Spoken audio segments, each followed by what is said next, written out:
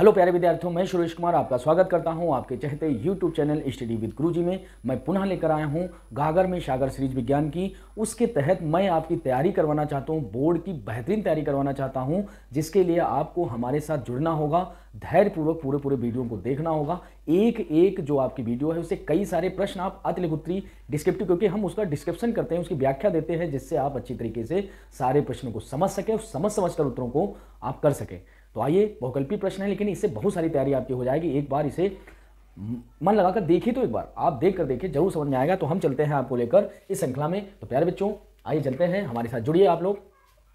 तो आज मैं लेकर आया हूं पार्ट 4। पार्ट 4 आपका है कार्बन एवं कार्बन के यौगिक। कार्बन एवं कार्बन के यौगिक, उसी में आप देखें बहुकल्पी प्रश्न है। तो हम देखेंगे, पहला ही प्रश्न ले जाएंगे, प्रोपेन का रासायनिक सूत्र है। तो यहां से प्यारे बच्चों आपको समझना होगा, सबसे पहले आपको जो कार्बनिक यौगिक होते हैं, कार्बनिक यौगिक, ये कार्बनिक यौगिक बने किससे हैं? तो हम कहेंगे ये कार्बन से बने, कार्बन की उपस्थित। और कार्बन का संकेत C होता है, और कार्बन जो है 6 इसका परमाणु क्रमांक होता है, 12 इसका परमाणु भार होता है। और अगर इसका इलेक्ट्रॉनिक विन्यास किया जाए तो पहली कक्षा में 2, दूसरी कक्षा में 4। इस प्रकार इसकी संयोजकता कितनी हो जाएगी? संयोजकता कितनी हो जाएगी? 4। यहाँ से आपने क्या समझा?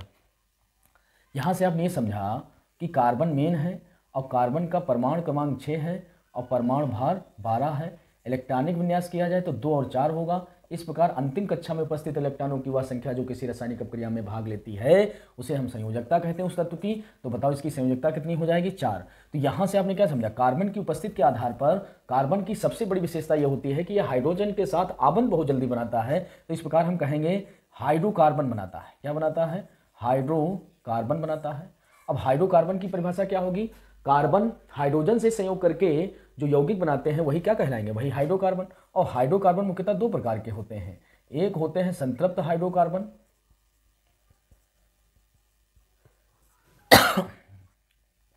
और दूसरे होते हैं असंतृप्त हाइड्रोकार्बन। कैसे पहचाने? संतृप्त हाइड्रोकार्बन में कार्बन कार्बन के बीच में केवल सिंगल बॉन्ड होगा। परिभाषा बन गई, हो गई परिभाषा। वे हाइड्रोकार्बन जिनके कार्बन कार्बन के बीच में केवल एकल बंध होता है, यानी सिंगल बॉन्ड होता है, एकल सहसंयोजक बंध होता है, एकल सहसंयोजक बंध, मतलब एकल सहसंयोजक बंध होता है, उसे हम कहते हैं संतृप्त हाइड्रोकार्बन। और यदि कार्बन कार्बन के बीच में डबल बॉन्ड या कार्बन कार्बन के बीच में ट्रिपल बॉन्ड हो तो उसे हम कहेंगे असंतृप्त हाइड्रोकार्बन। परिभाषा क्या हो गई? कार्बन कार्बन के बीच में यदि द्विबंध या त्रिबंध है तो उसे हम असंतृप्त हाइड्रोकार्बन कह देंगे। अब यहां से क्या समझा? अगर एकल बंध है, अगर एकल बंध है, एकल बंध है तो एकल बंध के लिए क्या होगा? इसे हम कहते हैं एल्केन। क्या कहेंगे? एल्केन। और अगर 2 बंध है तो क्या कहेंगे? एल्कीन। और अगर त्रिबंध है तो क्या कहेंगे? एल्काइन। इतना समझ लीजिए। मतलब अगर सिंगल बॉन्ड है, अगर कार्बन कार्बन के बीच में डबल बॉन्ड है, कार्बन कार्बन के बीच में ट्रिपल बॉन्ड है, तो ये कहलाएंगे एल्केन, ये कहलाएंगे एल्कीन और ये कहलाएंगे एल्काइन। एल्केन में हम सफिक्स में जोड़ते हैं एन और इसमें जोड़ते हैं इन और इसमें जोड़ते हैं आइन। समझिए, यानी अंत में एन आवाज आ रही होगी, अंत में इन आ रही होगी, तो अंत में आइन आ रही होगी। और इसके और सामान्य सूत्र की भी बात कर लें तो सामान्य सूत्रों की अगर बात की जाए तो इसका सामान्य सूत्र हो जाएगा CnH2n+2, CnH2n+2। और इसका सूत्र हो जाएगा, CnH2n और इसका हो जाएगा CnH2n-2। ये इसके सामान्य सूत्र हैं और इन्हीं सूत्रों के द्वारा हम इनके ज्ञात कर सकते हैं। अब इतना जब डिस्क्रिप्शन आपको समझ में आ जाएगा तो बहुत सारे प्रश्न ऐसे ही हो जाएंगे। देखो क्या कह रहा, हमने कहा प्रोपेन का रासायनिक सूत्र है, तो प्रोपेन तो देखो एन किस में आ रहा? एल्केन में आ रहा। अब एल्केन में आ रहा तो यहाँ पर आपको देखना होगा, एक बात और देखनी होगी, अगर कार्बन 1 है, कार्बन 2 है, कार्बन 3 है, कार्बन 4 है, कार्बन 5 है, तो इसे हम कहते हैं मेथ और इसे कहते हैं एथ, इसे कहते हैं प्रोप, इसे कहते हैं ब्यूट और इसे कहते हैं पेंट। इसी प्रकार अगर 6 हैं तो कहेंगे हेक्स। ऐसे C7 पर हेप्ट होता है, C8 पर ऑक्ट होता है, C9 पर नॉन होता है और C10 पर डेक होता है। तो ये 10 आपको पहले ये पता होने चाहिए। अब यहाँ से देखो कह रहा प्रोपेन, तो जरा प्रोप कहाँ मिल रहा है? मेथ एथ प्रोप कहाँ मिल रहा है? जब C कितने हो? 3 हो। और अगर C 3 हो तो पहली बात तो देखिए इसमें C 3 है क्या? नहीं है। इसमें C3 है क्या? नहीं है। ये दो मिल रहे हैं C3 वाले, लेकिन अब बात फंस रही है कि एन वाले के लिए हम क्या करें। तो हमने तो अभी तो परिभाषा बताई है, एल्केन में क्या होगा, कार्बन कार्बन के बीच हमेशा सिंगल बॉन्ड होगा, और अगर सिंगल बॉन्ड होगा तो यहाँ पर हम सिंगल बॉन्ड बनाकर देख लेते हैं। जैसे हमने ये लिखा C, और कितने C लिखने हैं, 3 लिखने हैं। अभी तो बताया आपने प्रूफ के लिए C कितने चाहिए, 3, और सिंगल बॉन्ड लगा लो। लेकिन इसकी संयोजकता तो अभी हमने फिर देखी है, संयोजकता तो 4 है, यानी साझा ये हमेशा 4 से करेगा।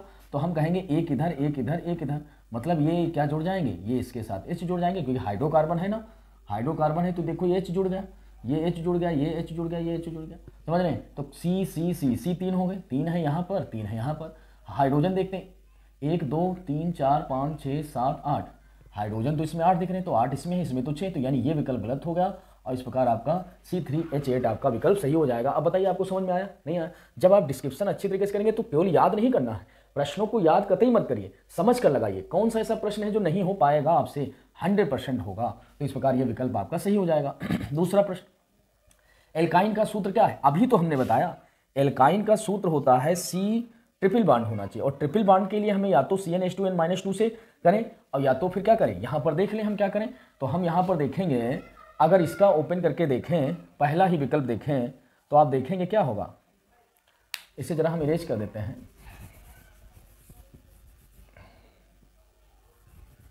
तो आप देखेंगे एल्काइन, तो एल्काइन में क्या होना चाहिए, कार्बन कार्बन के बीच में ट्रिपल बॉन्ड होना चाहिए। इसको करते हैं, C2 है, 1 2 3 सॉरी C3 है, और H आपके 4 है, एक H यहाँ लगाया, एक H यहाँ लगाया, एक H यहाँ लगाया, और एक H और लगा देते हैं कहीं पर, यहाँ लगा देते हैं। तो क्या इसके 4 हो गए, इसके 4 नहीं होना पा रहे हैं, और जब नहीं हो पा रहे हैं तो जाहिर बात हमें डबल बॉन्ड करना होगा, ट्रिपल बॉन्ड करना होगा। तो डबल बॉन्ड किया हमने, तो इसका तो काम चल गया, लेकिन इधर काम नहीं चल रहा। तो मतलब ये हुआ कि इसका एक बॉन्ड और करें, और एक बॉन्ड और करेंगे तो हाइड्रोजन हटाना पड़ेगा, क्योंकि 1 2 3 और एक हाइड्रोजन, ये हो गया 4 हो गए ना इसके, और C ये है 1 2 3 4 इसके भी हो गए। अब इसके 3 हो रहे हैं तो एक H इधर लगा लो, तो 1 2 3 और 4 हाइड्रोजन टोटल कितने हो गए, 4 हो गए। 1 2 3 कार्बन कितने हो गए, 3, और ये देखो ट्रिपल बॉन्ड भी आ गया।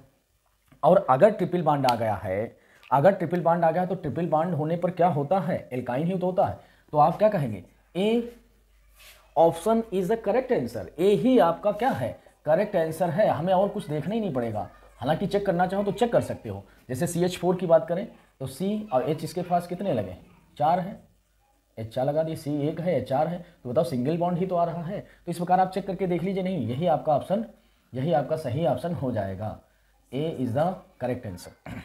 आगे चलें, एथेन का आणविक सूत्र है C2H6, इनमें से सहसंयोजक आबंध हैं। अब देखो कितना बेहतरीन प्रश्न है, लास्ट ईयर ही पूछा गया है, और लेकिन इस साल के लिए भी बहुत इंपॉर्टेंट है। क्यों, क्योंकि अब इस ऑप्शन के लिए आप ना चलो, हमसे कह दिया है C2H6 ये सूत्र है एथेन का, ये सूत्र है एथेन का, लेकिन तुमसे पूछ रहा है सहसंयोजक बंध कितने होंगे। तो भैया हमने बताया है सह संयोजक बंध 3 प्रकार के होते हैं। अगर एक का साझा हो रहा हो तो एकल सहसंयोजक बंध, 2 का हो रहा हो तो हो जाएगा द्विसहसंयोजक बंध, और अगर 3 का हो रहा हो तो हम कहेंगे त्रिसहसंयोजक बंध। तो मतलब एकल सहसंयोजक बंध, द्विसहसंयोजक बंध, त्रिसहसंयोजक बंध। लेकिन इसमें कह रहा है कार्बन परमाणु कितना का साझा फिलहाल कर रहा है, ये हमें बताइए। तो कार्बन 2 ले जाइए आप, 1 2, हाइड्रोजन कितने हैं, 1 2 3 4 5 6 हाइड्रोजन हमने फिट कर दिए, इसके 6 हाइड्रोजन हमने सेट कर दिए। अब देखो टोटल कितने बनने हैं, तो आप देखेंगे यहाँ से काउंट करिए, एक ये बनना, 2 3 4 5 6 और एक के साथ, समझ में आया कितने आबंध बनना है, कितने आबंध बनना है बताओ, कितने आबंध बनना है इसमें। तो एक तो कार्बन कार्बन के बीच में है, एक ये है, एक ये है, एक ये, 4 ये हो गए, 5 6 7। अब बताओ टोटल कार्बन कार्बन के कितने आबंध बनने हैं, आबंध मतलब साझा कितना हो रहा है, सहसंयोजक बंध कितने बनने हैं। तो आप देखेंगे बंध टोटल कितने बने, आपको खट से पता चल गया जाएगा, 4 नहीं बनने, 6 नहीं बनने, आपका क्या हो जाएगा, 7 ही तो बनना है ना, देखो ना 7 बनने। अब आपसे कोई और कह दे ऑप्शन, कोई आपसे और कह देता, जैसे यही आप पूछ लो इसमें कितने आबंध बनने हैं, तो 1 2 3 4 1 2 3 4 5 6 7 8 9 10 बनना है, समझ रहे हैं, 10 बनना है। तो इस प्रकार आप देखेंगे कि विकल्प आपके क्या है, आप ओपन कर दीजिए, श्रृंखला बन जाएगा। आगे चलते हैं, एथिल अल्कोहल आईपीसी नाम है। अब एथिल अल्कोहल का क्या होता है, एथिल अल्कोहल का सूत्र क्या होता है, तो आप देखेंगे C2H5OH, जब भी कभी अल्कोहल लगा हो, अल्कोहल कभी भी लगा हो OH, अगर कभी OH लगा हो तो ये अल्कोहली समूह होता है, और अल्कोहली समूह में हमेशा हम ऑल लगाते हैं, ऑल लगाते हैं। अगर ऑल लगाते हैं तो बताओ ऑल एथो, क्या कह रहा, एथिल अल्कोहल, एथिल एथिल मतलब एथ, कार्बन कितने चाहिए हमें, C2H5OH, तो तो बताओ ये हो गया ना, यही सूत्र है। तो बस हम क्या कहेंगे, एथेन, और ऑल लगा दो इसमें, ये देखो लगा दिया ऑल। बताओ क्या हो गया, एथेनॉल। तो A will be correct answer in this question, A is the correct answer. Methanol नहीं होगा, एथेनॉइक अम्ल नहीं, क्योंकि हमें ए ऑप्शन ही विकल्प, ए ऑप्शन आपको सही मिल गया। फिर चलते हैं क्वेश्चन नंबर 5, कार्बन परमाणु की संयोजकता होती है। तो कार्बन परमाणु की संयोजकता भैया अभी तो हमने बताया था, कार्बन 6 नंबर पर होता है, पहली कक्षा में 2, अंतिम कक्षा में 4, 4 से ही हर बार साझा कर रहा, देखो सी 1 2 3 4 1 2 3 4 1 2 3 4 4 से साझा कर रहा, यानी इसकी संयोजकता तो ऑलरेडी 4 ही है ना। तो अब बताइए क्या होगा, B will be correct answer. और ये एक गलत हो जाएगा, और सी भी गलत, और डी भी गलत, क्योंकि 6 नहीं होगा, 1 नहीं होगा, ये आपका विकल्प सही हो जाता है। समझ रहे हैं। फिर आगे चलें। फिर क्या करा, एल्कोहलों के हाइड्रोजनीकरण द्वारा प्राप्त होता है, अम्ल प्राप्त होता है, एस्टर प्राप्त होता है, एल्डिहाइड या अमीन। तो प्यारे बच्चों आप देखना जरा, कभी भी एल्कोहलों का जब होगा आपका ये होगा हाइड्रोजनीकरण, तो इनके हाइड्रोजनीकरण से हमेशा एल्डिहाइड बनते हैं। क्या बनते हैं, एल्डिहाइड बनते हैं। तो अम्ल नहीं होगा, एस्टर भी नहीं होगा, अमीन भी नहीं होगा, तो आपका एल्डिहाइड ऑप्शन सही हो जाएगा। तो आप देखिए फिर से, प्रोपेन का सूत्र आपने क्या बताया, ये हो जाएगा। फिर हमने कहा एल्काइन का सूत्र क्या होगा, तो C3H4, क्योंकि इसमें ट्रिपल बॉन्ड था। फिर हमने कहा इसमें कितने संयोजक बंध हैं, ये विकल्प सही था। फिर हमने कहा एथिल अल्कोहल का रासायनिक सूत्र क्या होगा, तो एथेनॉल होगा। कार्बन परमाणु की संयोजकता कितनी होगी, 4 होगी। और इस प्रकार इसमें देखेंगे एल्डिहाइड बनेगा। इस प्रकार आप देखेंगे ये सारे विकल्प आपके सही हो जाते हैं। आगे चलते हैं अगले प्रश्न की ओर।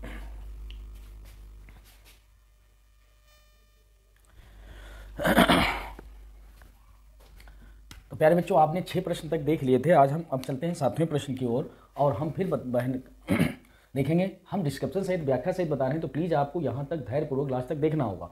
साथ में वीडियो को आपको शेयर करना है, लाइक करना है, और कमेंट के माध्यम से आपको बताना है कि वीडियो आपको कैसा लगा। और साथ में अगर चैनल में पहली बार आए तो प्लीज़ आप सब्सक्राइब कर लीजिए, वीडियो को शेयर प्लीज़ जरूर करिए। एक बार कम से कम वीडियो शेयर जरूर करिए, ताकि हमारी मेहनत का भी फल मिल सके और आपका भी कल्याण होगा। आइए चलते हैं, निम्न में सजाती श्रेणी है। तो आइए सबसे पहले सजाती श्रेणी क्या कहते हैं, हम कहेंगे कार्बनिक पदार्थों को, यानी हम किसे कहेंगे, हाइड्रोकार्बन को क्या करेंगे, किसी एक क्रियात्मक समूह के आधार पर बढ़ते या घटते क्रम में रखने से एक श्रेणी प्राप्त होती है, उसे सजातीय श्रेणी कहते हैं। मतलब आपको क्रियात्मक समूह एक ही दिखना चाहिए। तो आइए पहले विकल्प चलते हैं। तो CH4 और CH6 नहीं C2H6, और हाँ लिख दें, इनमें अंतर CH2 का होता है,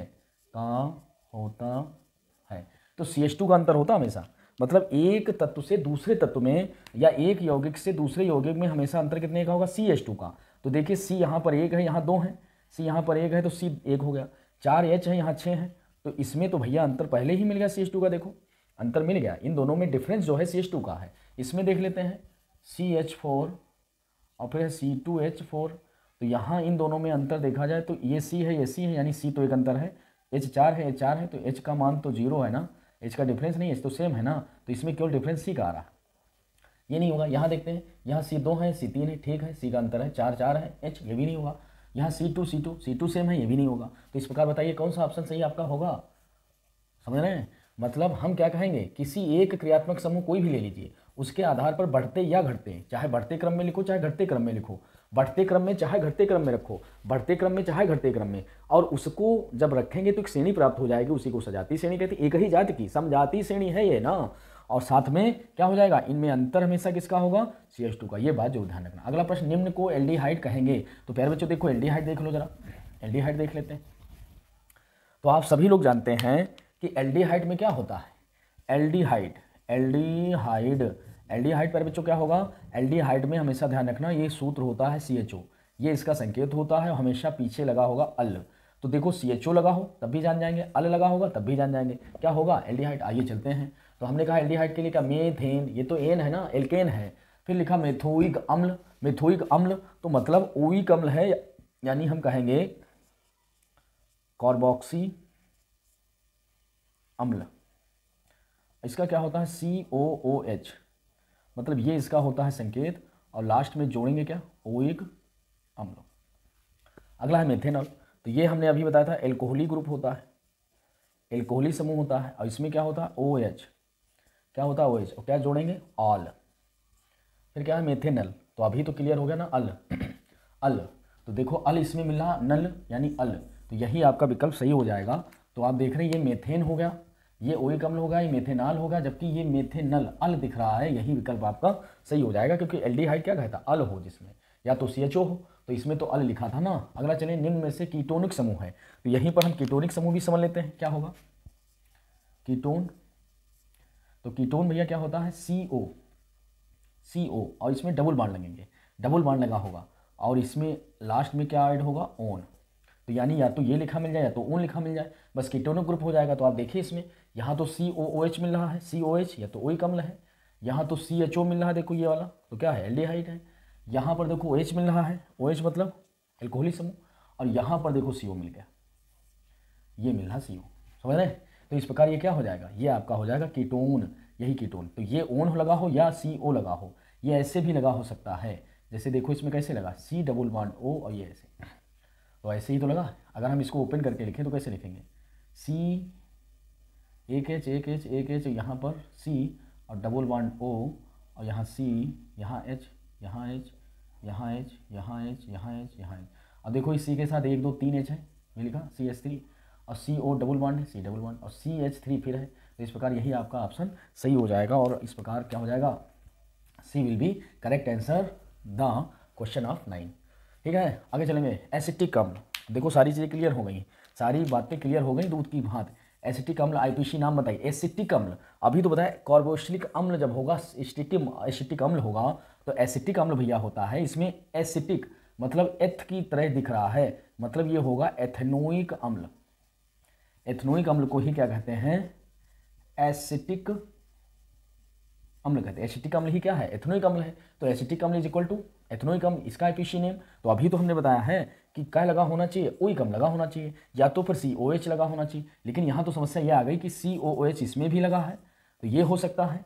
यहाँ तो CHO लगा तो कैंसिल हो जाएगा, क्योंकि यहाँ पर क्या है ये तो एल्डिहाइड है, और यहाँ भी COH लगा है, यहाँ भी COH लगा है, तो बड़ी समस्या। आइए चलते हैं, तो हम देखते हैं कैसे करेंगे। तो एसिटिक अम्ल यानी एथेनोइक अम्ल, एथ का मतलब है C 2 होने चाहिए, और C 2 होने चाहिए, तो हमने कहा CH3 COOH, एक C ऐड हो गया, एक C हो गया, तो बताओ कितने C हो गए। अब C कितने दिख रहे हैं आपको 1 और 2 इसमें दिख रहे हैं ना, तो 1 2 C दिख रहे हैं, तभी तो एथ होगा भाई। एथ वाला अभी तो बताया था हमने, C 1 होगा मेथ, C 2 होगा एथ, और C 3 होगा तो क्या होगा प्रोप होगा, C 4 होगा